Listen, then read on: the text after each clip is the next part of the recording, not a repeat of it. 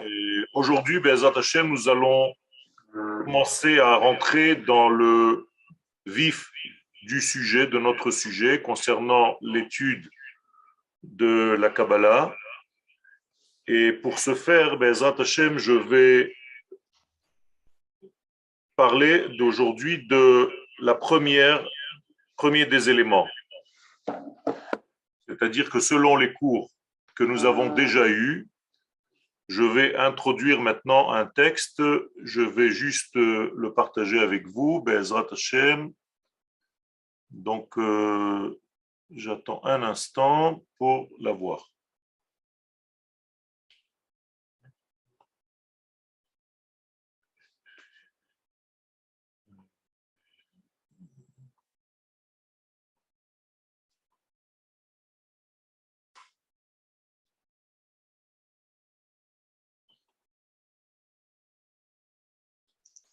Rav, Allô, vous cherchez le texte, Rav? C'est bon. Ken, je cherche le texte. C'est pas le texte que vous avez. J'ai un nouveau texte maintenant, donc que je vais vous donner. Et on va commencer à rentrer dans les détails, mais pour l'instant, vous ne me voyez pas, je le sais. Le texte. J'en profite, Rav, pour alors, si pendant que le Rav trouve le texte. Donc, je vous rappelais que vous pouvez librement poser vos questions. N'ayez pas honte. Vraiment, c'est le but du Ben International Online. Et plus vous ouvrez vos caméras, mieux c'est, pardon. Et bien sûr, essayez de vous efforcer de fermer le micro après la question pour qu'on entende bien le Rav répondre et parler. Voilà. Voilà. Alors, est-ce que vous voyez le texte Alors là, on voit Rav les dossiers que vous êtes en train d'ouvrir. On ne voit pas encore le texte. là, vous le voyez? Non, il faudrait que Rav vous fermiez les dossiers sur le côté, je crois. Il faudrait que si vous arrivez à déplacer plus à gauche, on voit la droite, les dossiers ouverts, les différents dossiers ouverts. Alors, attendez, je vais voir un petit peu pourquoi. Je vais mettre ça. Je vais le fermer. Là, vous le voyez, c'est bon? Ouais, là on voit. Très Ok. bien. Alors, Be'ezrat Hashem, je vais vous l'agrandir un petit peu plus. Et comme ça, on va commencer, Be'ezrat Hashem, à nous préoccuper de ce texte que je vous ai maintenant recueilli de plusieurs références du Ramchal Hakadosh. Et nous allons, Be'ezrat Hashem, essayer de rentrer dans le vif donc, du sujet, comme je vous l'ai indiqué tout à l'heure. Quand je Rav, dis rentrer dans le vif du sujet, Ken, c'est un livre spécifique, peut-être que je peux essayer aussi de l'avoir. impossible de l'avoir. Impossible de l'avoir. C'est un recueil de tous les éléments. Donc, je le fais pour vous. D'accord. Euh, donc, c'est pas un livre existant. Donc, D'accord. là, en fait, j'ai pris des éléments qui se trouvent de Sefer HaKlalim du Ramchal, de la même manière que vous avez ici à Dir Bamarom. Donc, c'est plusieurs livres. Je vous ai fait donc un recueil de tous les éléments concernant les sujets dans lesquels nous allons, Be'ezrat Hashem, approfondir notre étude. Alors, comme je vous le disais, il est très très important de rentrer maintenant, une fois que vous avez une image relativement, je dis bien relativement complète, nous allons, Be'ezrat Hashem, commencer à rentrer dans les détails. Alors, petit à petit, nous allons commencer à définir comme un dictionnaire les sujets, les concepts que nous avons déjà commencé à toucher dans les cours précédents. Alors aujourd'hui, on va commencer avec le Ensof, Be'ezrat Hashem. Bien entendu, le Ensof, on ne parle jamais de son essence, de l'infini, béni soit-il. Vous remarquez bien qu'on parle du Ensof dans le sens négatif, c'est-à-dire le non fini.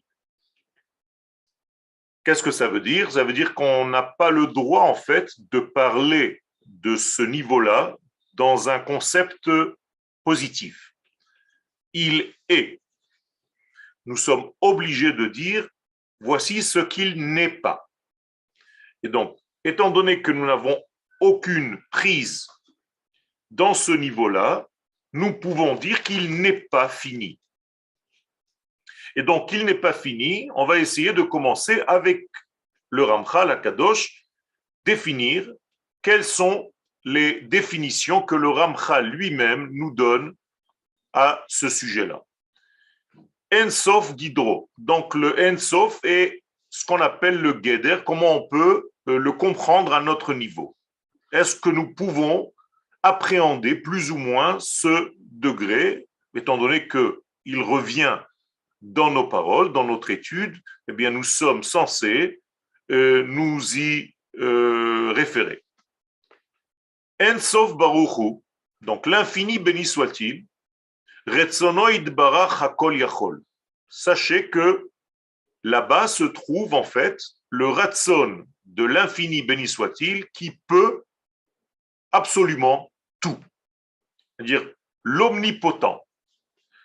Nous parlons ici de l'omnipotence, c'est-à-dire de la capacité de tout faire. Et cette capacité se trouve aussi dans une pensée qui, elle aussi, est de ce degré, c'est-à-dire d'infini, qui, en réalité, englobe la totalité de toutes les volontés existantes dans notre monde. Et même celles que vous ne connaissez pas, que nous ne connaissons pas. On va dire donc que l'ensemble de toutes les pensées, de tous les désirs, de tous les vouloirs et de toutes les puissances agissantes et non agissantes, tout se trouve dans cet infini, béni soit-il. Velachen, et c'est pourquoi que chez Anu Omrim she'en sof nitztamtzem, que nous parlons du tzimtzum du en sof, c'est-à-dire de la contraction de ce degré. Rotzel Omar, il vient nous dire en fait, dans tous les livres de Kabbalah, chez tzimtzem et retzono hakol yachol. Où se trouve la contraction? Où se trouve le tzimtzum? Dans ce qu'il voulait nous faire partager. Ce que veut dire le Rav ici, dans Sefer HaKlalim, dans le livre des règles générales de la Kabbalah, ça veut dire tout simplement que l'infini béni soit-il n'a pas décidé, n'a pas voulu tout nous donner, tout nous enseigner, tout partager avec nous. Il n'a partagé avec sa création que certains degrés. Et c'est en cela qu'il a contracté l'ensemble de ses désirs dans le désir qui va englober tout ce que nous connaissons dans notre monde de création. Les choses doivent être claires. Si elles ne le sont pas, je vous demande de poser des questions. Donc la contraction, c'est la contraction de la volonté divine, du Ratson, qui lui est omnipotent, mais qui a décidé de vouloir faire passer une partie et non pas tout. Et donc, Vekavalo derech hadraga, et pour ce faire, pour dévoiler cette partie de sa volonté, comme j'ai l'habitude de le dire dans d'autres cours, vous connaissez Dieu comme créateur du monde, mais il a d'autres métiers que vous ne connaissez pas. Et donc, ici, en l'occurrence, ce degré-là, eh bien, c'est un degré de la contraction de la volonté de l'infini. Et c'est pourquoi il a, pour révéler ce degré qu'il a choisi de révéler, il s'est fixé derrière un chemin, un moyen, adraga. Ce moyen, il est défini par sa dégradation, graduation. Adraga en français, graduel. C'est la même racine, vous voyez, les mots se retrouvent. C'est-à-dire que Dieu a créé quelque chose qui, chez lui, en fait, n'est pas utile.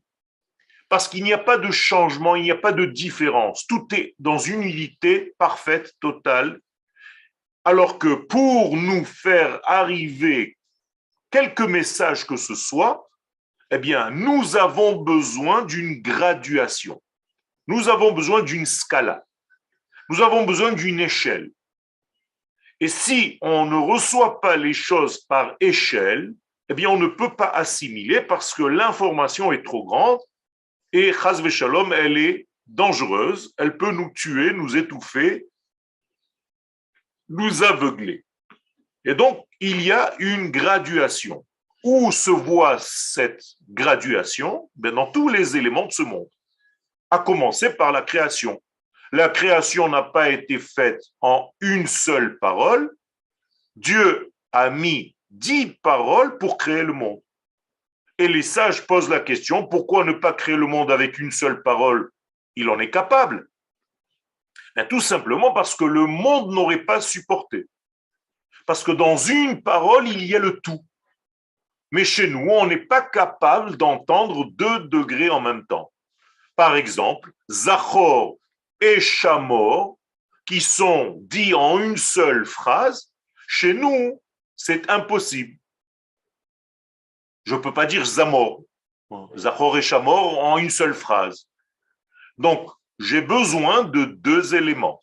Cette règle est bien connue dans Teilim 62. David Amelech nous dit Achat diber Elohim, lorsque Dieu parle dans son code unitaire, eh bien moi, l'homme, je reçois obligatoirement 2.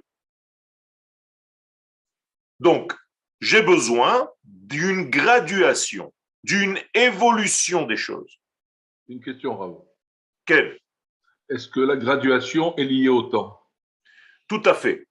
La graduation est liée au temps par définition, puisque le temps fait partie aussi de l'un des éléments de la création du monde.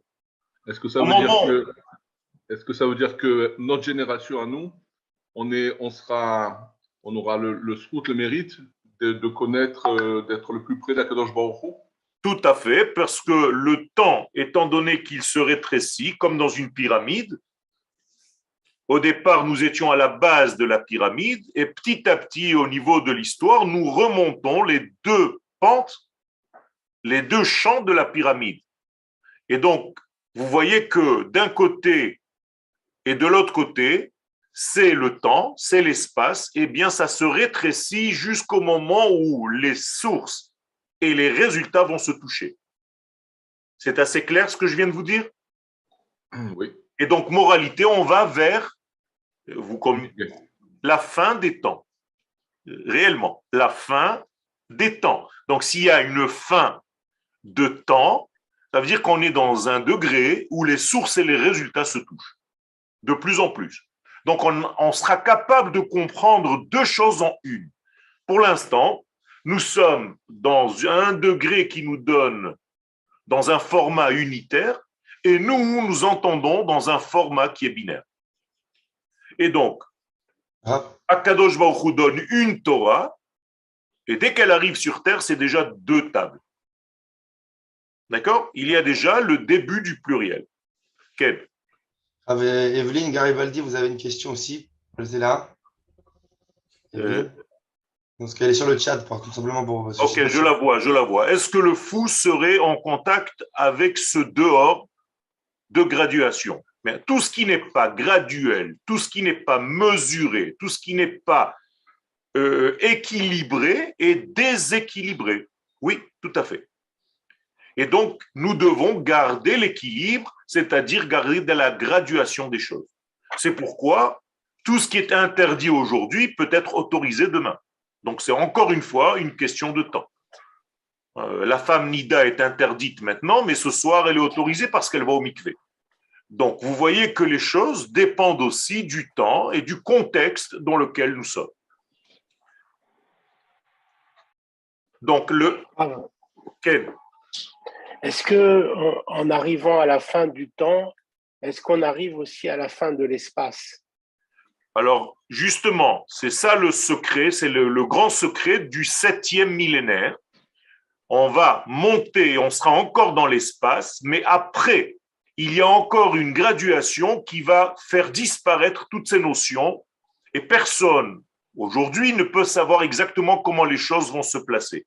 Mais la réponse est oui. Nous allons avoir en fait une vision différente, je vais le dire avec des mots très simples, une vision qui est beaucoup plus divine que celle que nous avons aujourd'hui. Donc nous allons voir en fait la réalité avec les yeux de Dieu. Ce que je vous dis maintenant, c'est inversé. Ki ain be'ain yir'u beshuv Hashem Tzion. Lorsque l'œil humain sera au même degré fidèle à l'œil du divin, eh bien, on verra les choses de la même manière que lui. Donc, il y a ici une élévation certaine, extraordinaire, dans le vrai sens du terme, extraordinaire, en dehors de ce que nous comprenons aujourd'hui. Et donc, effectivement, nous sommes en train de monter dans cet échelon. La vision sera beaucoup plus globale. Tout à fait. La vision sera beaucoup plus globale, beaucoup plus entière. On appelle ça la Torah du Hémet, la Torah de l'entier, la Torah de l'unité. C'est ce qu'on appelle la Kabbalah. Et c'est pourquoi l'étude que nous sommes en train de développer ensemble est une étude primordiale, nécessaire et suffisante pour l'époque messianique. C'est pas juste parce qu'on a envie de découvrir certaines choses qu'on n'a pas étudiées. C'est une préparation qui a un but. C'est-à-dire que ces cours sont donnés pour préparer le mieux que nous pouvons le faire, nos ustensiles de réception, nos capteurs, pour que ces capteurs puissent capter des éléments que nous avons du mal à capter aujourd'hui. Bien, cette étude-là, elle change, elle transforme celui qui l'étudie. C'est-à-dire que lorsque vous rentrez dans ce genre d'études, vous sortez différent. Et si cela n'opère pas ce que je viens de dire, c'est-à-dire ça ne marche pas, ça veut dire que cette étude n'est pas faite pour vous. Donc vous devez la quitter. Mais d'une manière générale, notre génération étant donné qu'elle est prête à cette étude, eh bien c'est une étude qui doit la transformer de l'intérieur. Comment ça se passe? C'est encore un élément qui appartient au divin. Les choses se font naturellement. Vous allez entendre des messages et des notions et des concepts, et petit à petit, ils vont commencer à circuler à l'intérieur de votre être. Et vous allez voir des changements. Vous allez voir des changements dans votre façon de voir la vie. Vous allez avoir des changements dans votre façon d'aimer votre peuple, d'aimer votre terre, d'aimer votre Torah, de vous aimer vous-même. Et donc, il y a ici une notion complète, une notion qui, bien entendu, et je continue la réponse à la question, qui va vous permettre de voir tout en même temps. Ce n'est pas une étude qui va vous dire vous êtes dans l'esprit, mais la matière, c'est du bidon. Pas du tout. Vous allez commencer à respecter la matière autant que vous respectez l'esprit. Vous allez commencer à respecter la beauté, l'esthétique, autant que vous respectez un texte de Torah. Je ne sais pas si vous comprenez ce que je suis en train de vous dire. Vous allez comprendre tout simplement que tout est un. Et c'est ça le grand secret de cette Torah. Rav, ça veut dire que les détails ne sont pas annulés, mais ils sont englobés dans le clal, dans la globalité. Ça veut dire que chaque détail connaît sa place dans le grand tout. Chaque cellule de mon corps sait qu'elle travaille pour Yoël. C'est exactement l'antithèse du cancer. Chaque cellule contient toutes les cellules. Tout à fait. Et donc, on est englobé, et non seulement elle contient, mais elle sait exactement à quelle partie du corps elle appartient et quelle est sa fonction dans l'ensemble global. Sans aucune jalousie. La cellule qui s'est formée dans mon petit doigt ne sera pas jalouse de la cellule qui est dans mon cœur. Parce que nous travaillons tous pour le même ensemble. Et ça, c'est cette Torah-là. Donc, lorsqu'on parle du Ein Sof, tout ce que je viens de vous dire, et beaucoup plus encore, se trouve là-bas. Mais lui, béni soit-il, a contracté son désir de partager qu'à ce degré qu'il nous a donné dans notre vie pour réussir toute sa création. Et donc, cette contraction s'appelle le Tzimtzum. Et pour dévoiler tout cela, eh bien, il nous a donné une graduation. La graduation, c'est ce que nous avons commencé à étudier ensemble. C'est pour ça que je vous avais fait ce cours auparavant, c'est-à-dire les 10 sphirotes.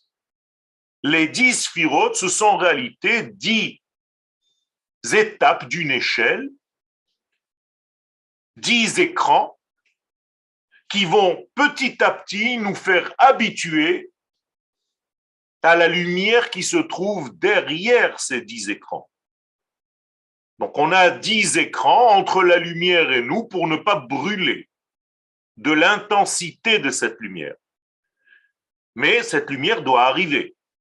Donc, l'écran le plus proche du Ensof va s'appeler Keter.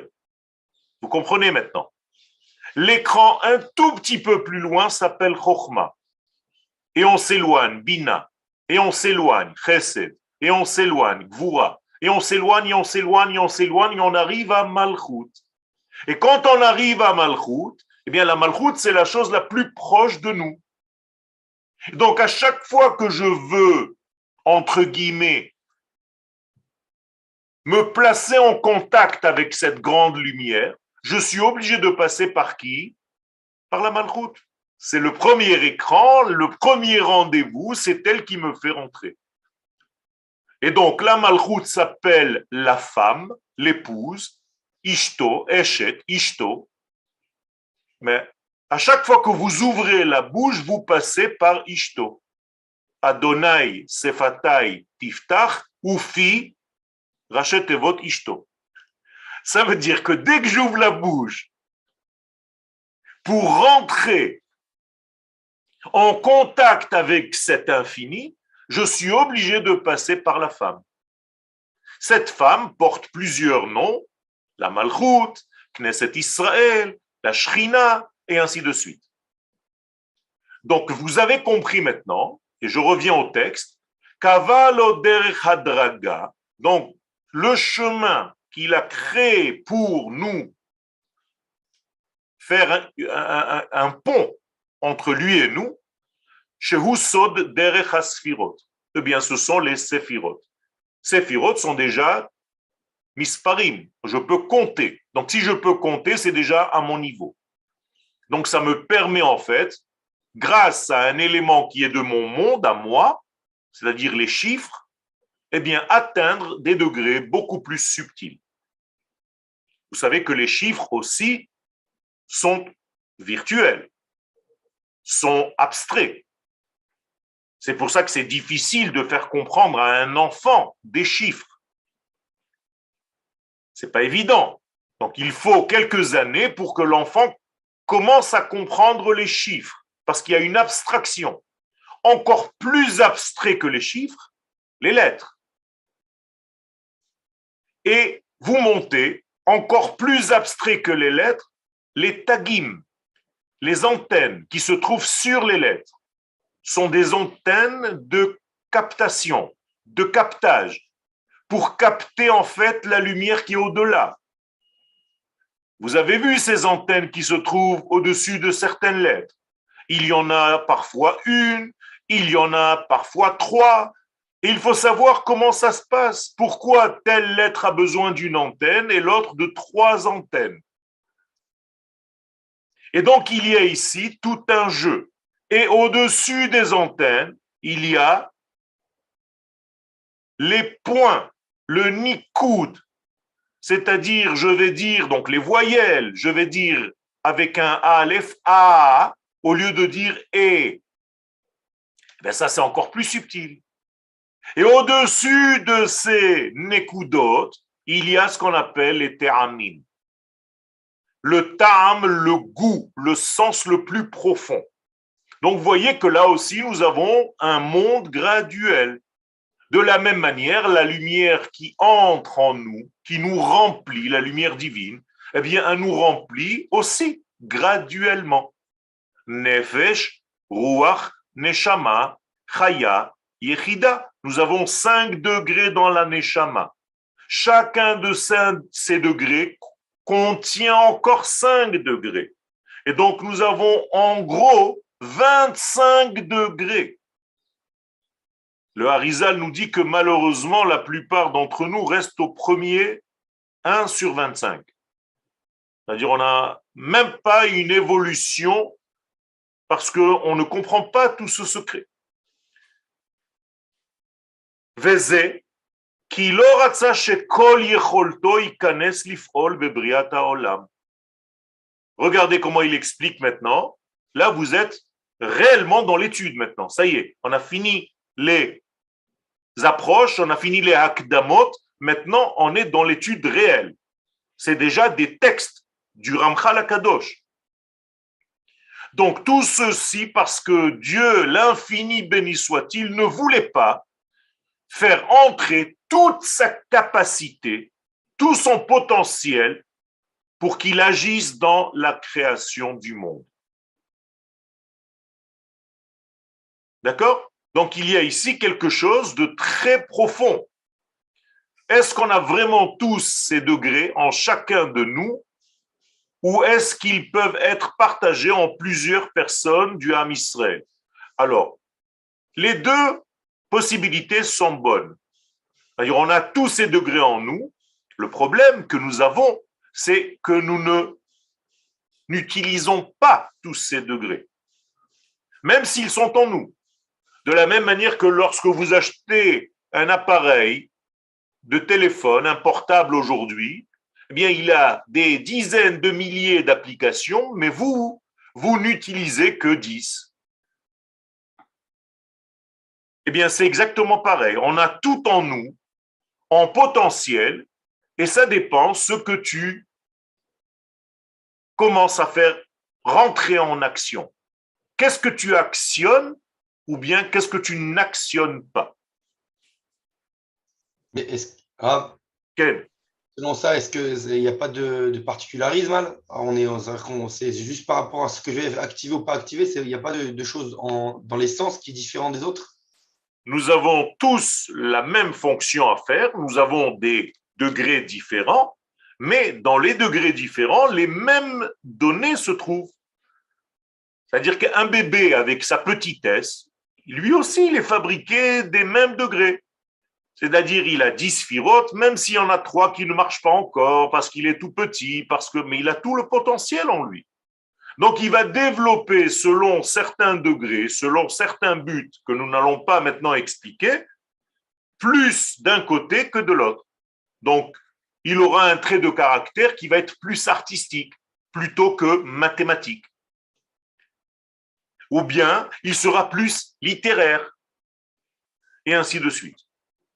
Il sera plus attiré par la science. Mais finalement, tous ces éléments, mais comme le corps humain, je redonne l'exemple, le pousse à certaines qualités que les autres doigts n'ont pas, et inversement, pareil. Ça veut dire que il faut que tu saches à un moment donné quel est le membre dans le corps cosmique que tu représentes. Et en sachant ce degré-là, ça c'est déjà un petit peu plus avancé au niveau de l'étude, bien, tu peux commencer à faire les choses beaucoup plus proches de ton véritable rôle à toi. D'accord? Et être un petit peu moins global, toujours dans l'esprit du global, mais tu peux t'intéresser à ta spécificité. Et il faut le savoir aussi. J'espère que j'ai répondu à vos questions. Donc, l'ifol babriat haolam. Aval, ratsa l'ifol bederecha adraga. Donc, ce qu'il voulait, c'est donc agir selon la graduation des choses.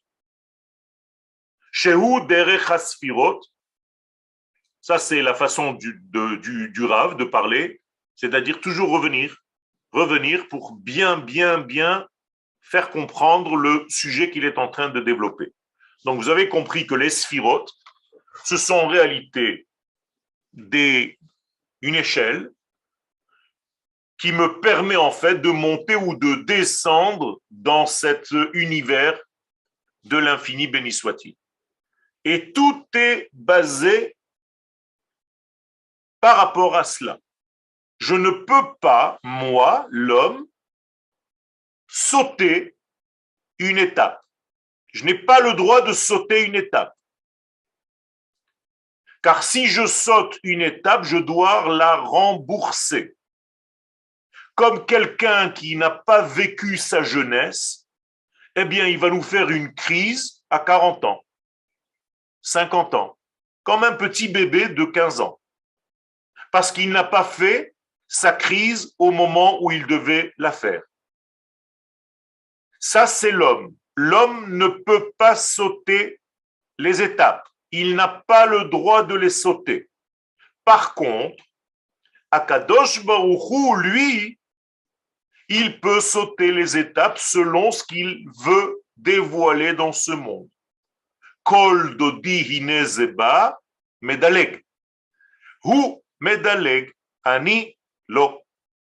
Donc lui peut monter, sauter par-dessus, mais attention, à chaque fois qu'il saute une étape, c'est pour nous sauver parce que nous sommes dans une situation de pikuach nefesh, mais après il faut rembourser l'étape qui a été ratée. Par exemple, la sortie d'Égypte.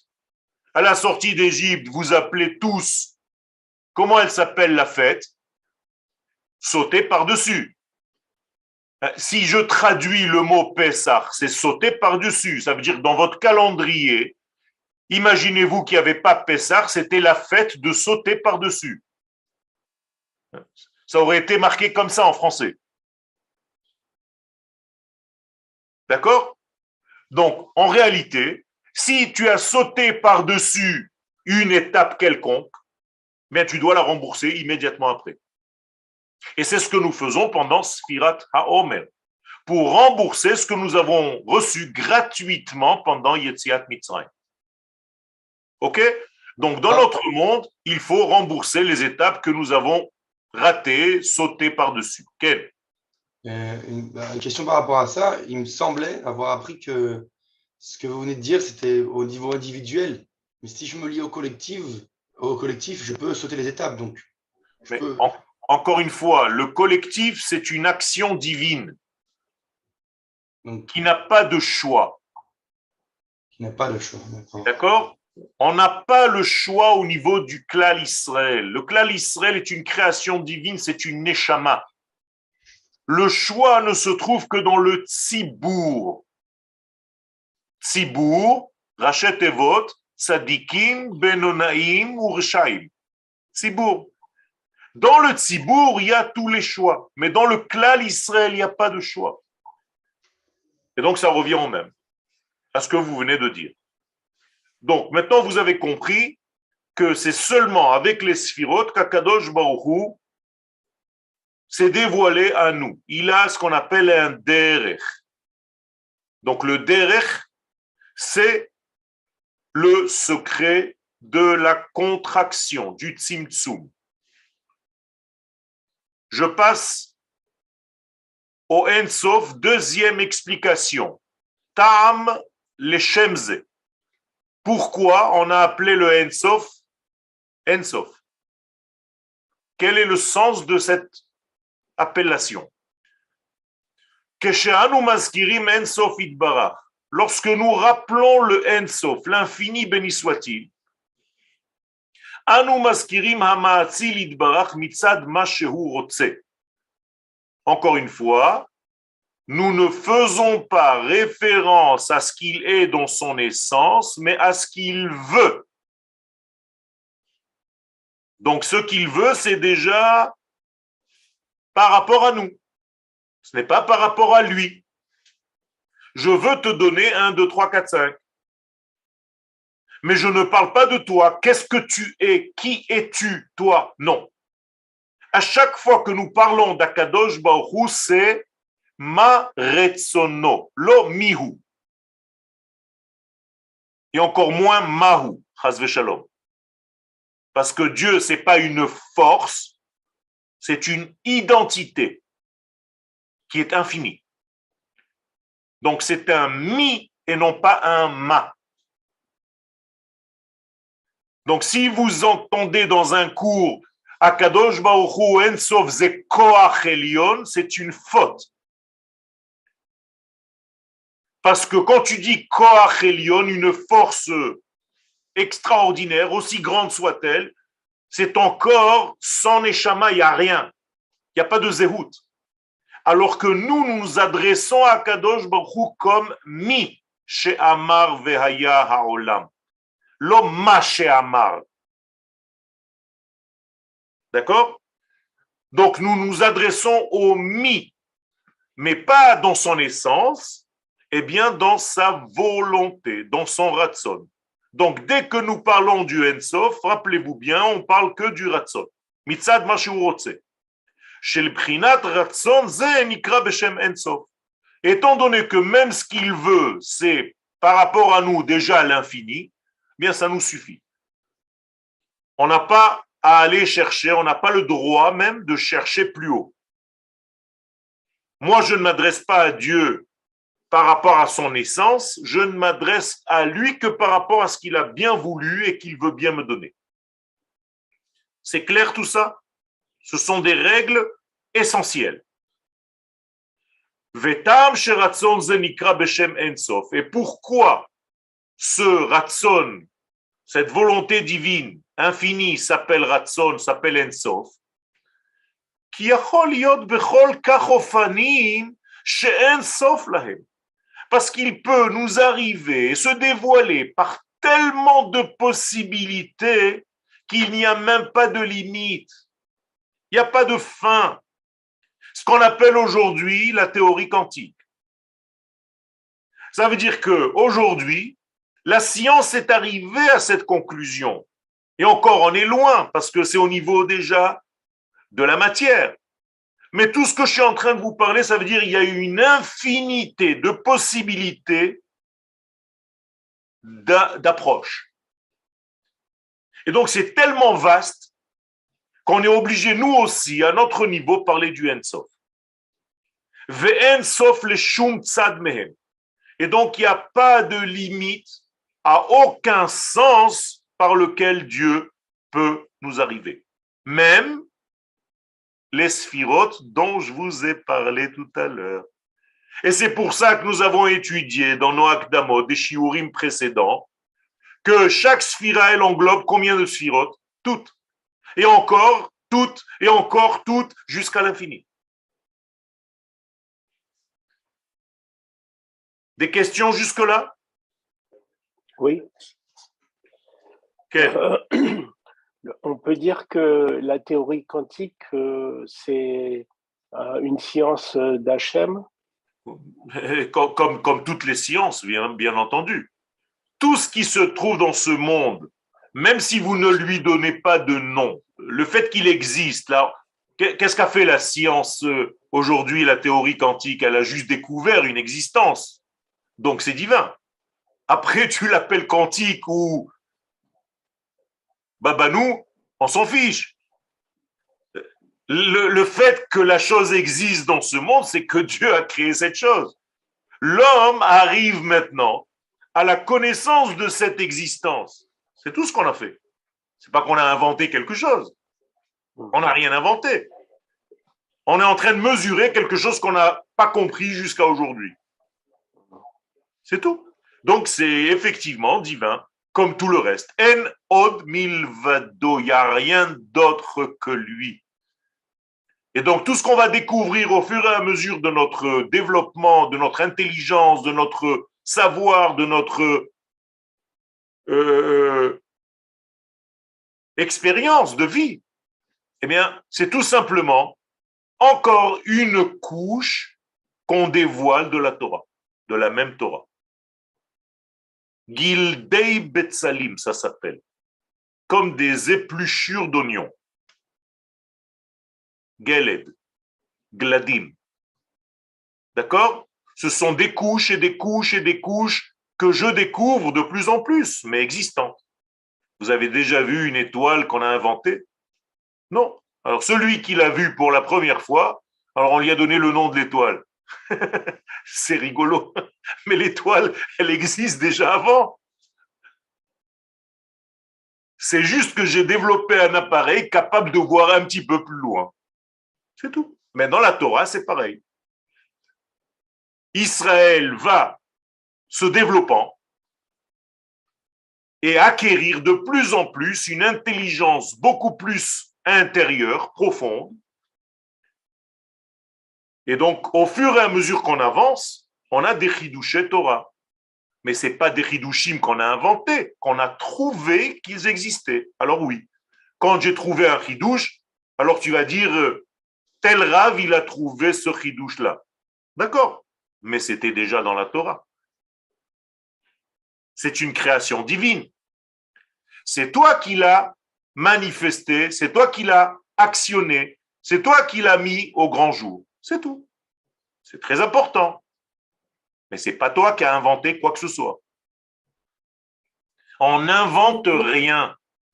Je vous l'ai déjà dit dans plusieurs shiurim, Besiata Dishmaya, on ne nous demande pas d'inventer des choses. On nous demande tout simplement de dévoiler ce qu'on a déjà reçu. C'est tout. Alors, tu as reçu 1000 et jusqu'à aujourd'hui, tu as dévoilé 2. Alors, il faut faire un travail pour dévoiler un petit peu plus. C'est tout. Je continue. Ken. Pardon.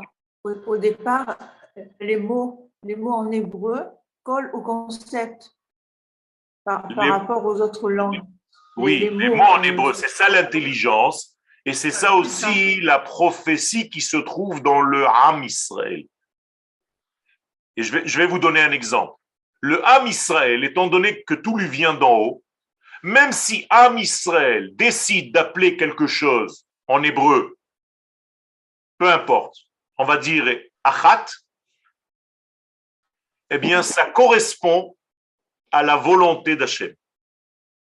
Parce que le peuple d'Israël a reçu ça en prophétie et il va appeler le nom tel qu'il faut l'appeler. Comme le bébé qui va naître chez vous à la maison et que vous allez l'appeler David, Israël, Shmuel ou Issachar. C'est une prophétie qui colle à l'essence même de l'enfant que vous avez. Mais c'est la même chose à tous les noms que le peuple d'Israël va donner, que ce soit à un vaccin, que ce soit à n'importe quelle chose dans ce monde. Il y a une forme de prophétie qui va coller à l'essence même de la chose. C'est extraordinaire. Et ça, encore une fois, c'est une prophétie. Donc, nous avons encore 5 minutes. Vetir e. Lama kan mutar lanu ledaber. Et maintenant, tu comprends pourquoi ici, nous avons le droit de parler. Parce que je vous l'ai dit tout à l'heure, je vous ai mis en garde. Il y a un degré par lequel, au-dessus duquel, on n'a pas le droit de parler. Vous vous rappelez?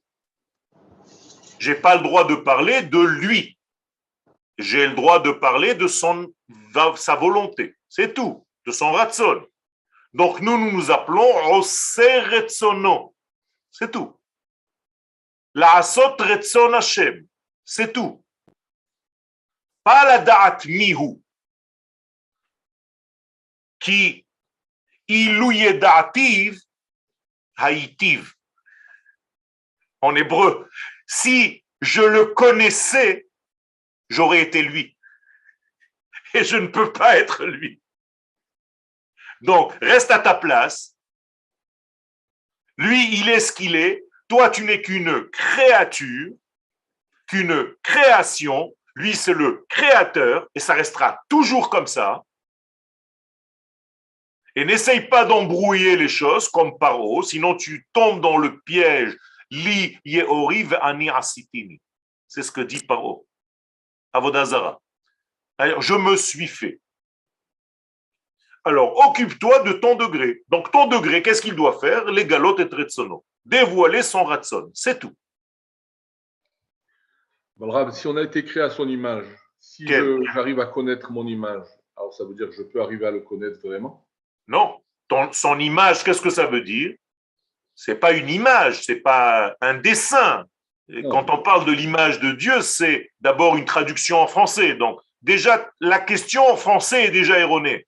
Parce que l'image que tu dis maintenant en français, ça n'a jamais été dit en hébreu. On dit Ketsalmo bidmuto. Aucun rapport avec Tsilum. C'est Tselem. C'est autre chose. Alors, quand on va arriver à la lettre Tzadik, eh bien, il va falloir qu'on parle du Tselem. Qu'est-ce que c'est que le Tselem? Edmut. D'accord? Donc, c'est autre chose. Donc, je peux même pas.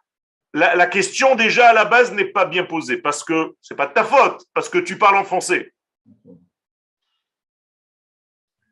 ותראה למה כאן מותר לנו לדבר, כי הנה, מיד שאמרנו שעל הרצון לבד אנו מדברים. D'accord, le Ramchal est en train de nous dire ici, on est dans Adir Bamarom, hein? Daf Nuntet. Donc si vous voulez les livres, vous pouvez aller trouver dans Adir Bamarom Daf Nuntet, et vous voyez cette référence que je vous ai mis ici en place. Donc qu'est-ce que je vous ai fait là? Tout simplement un dictionnaire de tous les endroits où le Rav parle d'un seul sujet. Là, notre sujet, c'est le Ensof. Vous avez compris? C'est pour ça que ce sujet au départ que je me suis proposé d'enseigner cette année, ça s'appelle de Aleph ad Taf, la Kabbalah de Aleph ad Taf, comme un dictionnaire. Donc là, nous sommes dans le Aleph, Atzilut. Ok, donc on a le droit de parler parce qu'on parle que seulement des Pe'ulotav. אנחנו מדברים על הרצון לבד, ולא בחינת עצמותו. Jamais on parle de son essence. אלא על פי פעולותיו. Donc je ne parle que de ses actions, de son agissement, de comment il se révèle à moi, comment il me vient, comment il m'arrive. Arabe, Quel? c'est pas une question en soi chez les Mekoubalim, ça? Cette question, alors si on parle que de ce dévoilement ou je sais Non, chas v'shalom. Tous les Mekoubalim sont d'accord avec ça. Jamais on parle de la Atzmut. Chalila v'chas. Ça veut dire que même ceux qui parlent de la fameuse Machloket Ensof Baruch Hu, Lo Ensof Baruch Hu, Or Ensof et tout ça, ça n'a pas, c'est aucun rapport avec. Aucun rapport. C'est où est-ce que commence le degré de ce qu'il veut bien nous donner. C'est de là que là se trouve la Machloket. D'accord. C'est-à-dire, Derech Agav, on a lu un verset hier dans la paracha. Un verset qui parlait de Refidim. Vous vous rappelez de Refidim? Un endroit dans la Torah, en sortant d'Égypte, on était Berefidim, Rafou Yedehem, chez l'Israël Minatora, nous disent les Chachamim. Ça veut dire Rafou Yedehem Minatora, Odlo Nitna Torah, le matin d'Aber. De quelle Torah? Alors ils nous disent, Bish Elatam, Beshe Elam, quand ils ont posé la question, Hayesh Hashem Bekirbenu Im Ain. Traduction, qui nous conduit dans ce monde? Miman Higotan, Yesh o En. Hayesh Hashem Bekirbenu Im Ain. Par qui nous sommes véhiculés? Est-ce que c'est par le En ou est-ce que c'est par le Yesh? Le En, c'est le Keter, le Yesh, c'est la Chokhmah. Ça, c'est déjà une autre question. Bien entendu, ça a des répercussions. Si on est dirigé par le Yesh, qu'on appelle la Chokhmah, c'est un Yesh Arishon, ou bien par le En, qui s'appelle le Ain. D'ailleurs, nous disons Yesh mais Ain. Parce que la Chokhmah sort du Keter. C'est cette question qui a fait venir Amalek? C'est cette question qui a fait venir Amalek. Exactement. Et donc, il faut faire très attention comment on pose la question. Un jour, on rentrera un petit peu plus dans les détails. Mais pour l'instant, faites très attention. Ne parlez jamais de lui, de son essence. Seulement de ce qu'il veut, de ce qu'il nous a demandé. Et donc, il nous a envoyé la Torah pour nous dire son Ratson. Donc, qu'est-ce que c'est que la Torah? C'est le Ratson Hashem. C'est tout. Et tout ce qui se trouve dans ce monde, c'est son Ratson. אבל אף פעם ולא על מהות המאציל ועצמותו כלל, חס וחלילה. אך בהזכירנו הפעולה ובדוברנו בה. C'est tout. Nous, on parle des actions de Dieu. Alors, je dois terminer le cours, Nachon. On va juste lire le petit paragraphe et la fois prochaine, on reviendra. הנה בליבנו יהיה תקוע שיש עצמות פועל הפעולה ההיא שאיננו מושג ממנו. Mettez bien dans votre cœur et dans votre tête que nous ne parlons jamais de l'essence divine, que de ses actions, parce qu'on n'a aucune façon d'appréhender ce niveau. On est trop limité dans notre cerveau.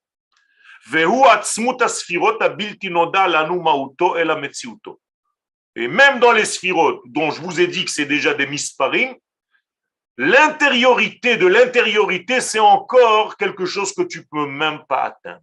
Donc, ce n'est même pas la peine d'aller jusqu'à Ensof. Déjà dans les sphirotes qui sont dans le Ratson qui vient nous donner, l'intérieur, la Neshama, elle est encore dans le Ensof. On reviendra la prochaine fois, Be'ezat Hashem. Là, on a commencé à rentrer réellement dans la viande, dans le bassar du chiot. Toda Rabba, Yom Mevorach, ve Shavua. Yom Mevorach. Toda Rabba lekoutem. תודה רבה. שנעשה נחת לשם ולשם. תודה, תודה, תודה.